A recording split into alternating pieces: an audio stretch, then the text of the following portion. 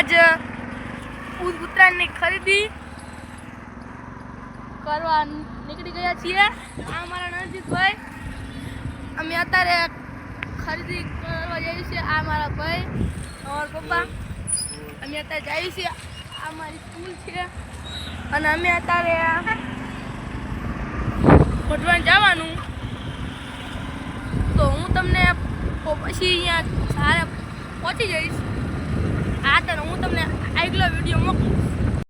અમે આગળ પહોંચી ગયા છીએ અને હવે અમારી ગૌશાળા વજા પગથિયે આવે છે।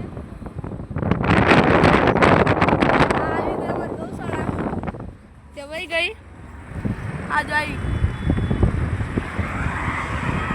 અહીંયા ખૂબ જ ગાયો હોય છે, ગાયોને ચારો આપવામાં આવે છે